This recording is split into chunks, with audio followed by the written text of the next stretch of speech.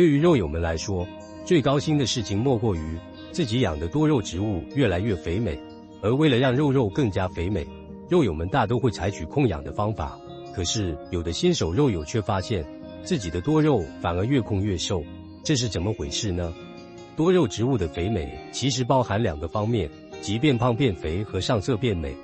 实现多肉变肥的主要手段是光照和控水，而实现多肉上色的主要手段是光照和大温差。我们控养多肉的原理就是首先给予肉充足的光照，避免它徒长，同时将体内的叶绿素转化为鲜艳的花青素或胡萝卜素，同时控制浇水的频率和浇水量，让多肉植物有一种危机感，而把水分储存起来，这样肉看起来就会越来越胖。然后利用大温差将它体内更多的叶绿素分解掉，让花青素和胡萝卜素的比例更大，让肉看起来就像果冻一样呈现半透明的鲜艳颜色。而其实不管是充足的光照还是控水和大温差，说白了其实就是在灭。从多肉植物的角度来看，这并不是它最适宜的生长环境。如果多肉植物本身是健康的，我们对它控养相当于送它去了健身房，可以让它的形体塑造得更美。而如果它本来就营养不良，甚至还带着病，我们硬要控养的话，无疑是把它送进了集中营，早晚会把它虐挂。所以说，并不是所有的肉都能无条件的通过控养来变胖。那么接下来咱们就看看多肉植物在什么情况下需要控养，什么情况下不能控养。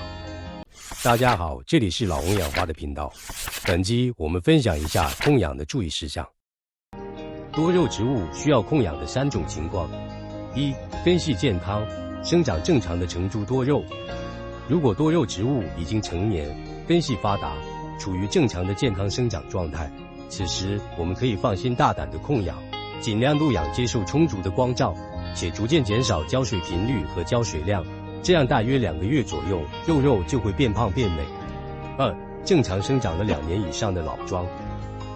如果一棵多肉植物在我们手中已经养了2年以上，一般此时已经有了老桩的雏形。经过这2年的时间，我们已经非常熟悉它的习性，这时候只要继续坚持控养，肉的茎干会变得越来越古朴，叶片则会饱满有生机，最终成为一株精品老桩。3、处于休眠期的多肉要控水。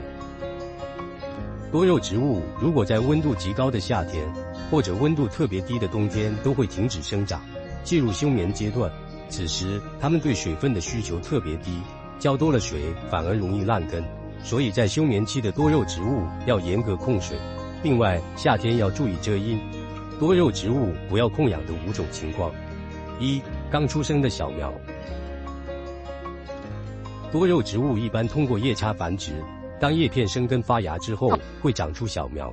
小苗的根系非常细嫩，且小苗本身储存的水分也极为有限。此时如果控养会导致根系干枯，小苗生长缓慢，所以小苗时期的多肉植物不能控养，而是要有适当充足的水分，先保证它长大。此时即便是图长一些也无所谓，长大了再控养就看不出来了。2、刚生根的砍头苗。多肉植物的砍头苗刚刚生根之后，最初的根系有限，且大都是气生根，主要靠消耗砍头苗自身储存的养分来反哺根系。此时也不要控养，否则会让刚长出的根系干枯，生新根困难。我们至少要等半年之后根系发达了再控养。